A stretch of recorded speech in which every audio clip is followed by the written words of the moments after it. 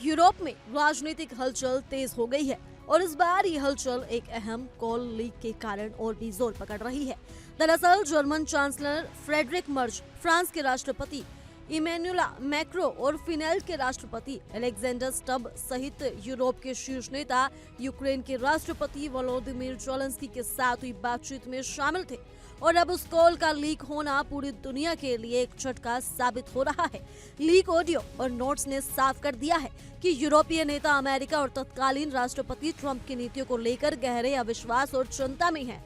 मर्ज ने कॉल में ज़ेलेंस्की को चेतावनी दी कि आने वाले दिनों में उन्हें अत्यंत सतर्क रहना होगा क्योंकि अमेरिका आपके साथ भी और हमारे साथ भी गेम खेल रहा है। ये टिप्पणी ये स्पष्ट करती है कि यूरोप अमेरिका की मंशा पर भरोसा नहीं कर पा रहा और पश्चिम गठबंधन में अब विश्वास की जगह संदेह और अनिश्चितता ले रही है। मर्ज की चेतावनी केवल व्यक्तिगत नहीं थी, ये पूरे यूरोप और अमेरिका के रिश्तों में बढ़ती खटास और राजनीतिक तनाव का प्रतीक है। रिपोर्ट्स के अनुसार फ्रांस के मैक्रो ने भी इस चर्चा में अपनी गहरी चिंता जताई और कहा कि अमेरिका संभवतः यूक्रेन के टेरिटोरियल मामलों में बिना स्पष्ट सिक्योरिटी गारंटी के धोखा दे सकता है। ये बयान इस तथ्य को उजागर करता है कि पश्चिमी देशों के बीच मतभेद बढ़ रहे हैं और अमेरिका के इरादों पर भरोसा कम हो गया है। जर्मन चांसलर ऑफिस और मैक्रो के कार्यकाल ने इस लीक कॉल पर कोई आधिकारिक टिप्पणी देने से इनकार किया, जो इस पूरे घटनाक्रम को और रहस्यमय, विवादास्पद और राजनीतिक रूप से सनसनीखेज बना देता है। फिनलैंड के राष्ट्रपति अलेक्जेंडर स्टब ने भी कथित रूप से कहा कि वे यूक्रेन और ज़ेलेंस्की को अमेरिकी प्रतिनिधियों के साथ अकेला नहीं छोड़ सकते। लीक नोट्स में ये भी दर्ज है कि राष्ट्रपति ट्रंप के करीबी स्टीव विटकॉफ और जेरेड कुशनर के हालिया क्रेमलिन दौरे ने यूरोपीय नेताओं में बेचैनी और अविश्वास पैदा कर दिया है। कॉल में NATO secretary general Mark Rutte का भी जिक्र आया। उन्होंने कथित रूप से नेताओं से कहा कि ज़ेलेंस्की की सुरक्षा हर हाल में सुनिश्चित की जानी चाहिए।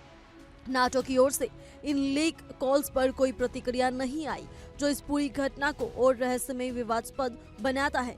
इस लीक कॉल ने केवल कूटनीतिक बातचीत को ही उजागर नहीं किया, बल्कि ये यूरोप और अमेरिका के बीच गहरे अविश्वास, राजनीतिक खटास और रणनीतिक असमंजस को भी दुनिया के सामने ला दिया।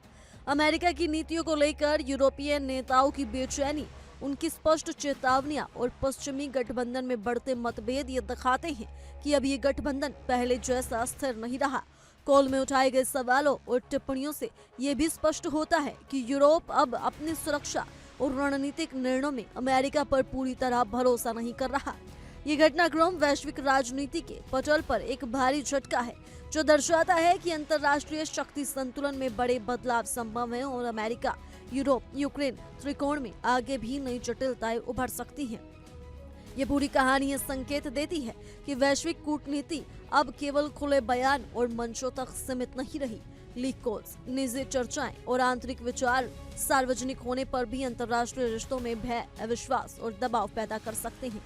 यूरोपीय नेता अब न केवल अमेरिका की नीतियों पर सवाल उठा रहे हैं, बल्कि खुले तौर पर ये दिखा रहे हैं कि वे अपने देशों और यूरोप की सुरक्षा के लिए किसी भी तरह की गड़बड़ या धोखे के खिलाफ सतर्क हैं।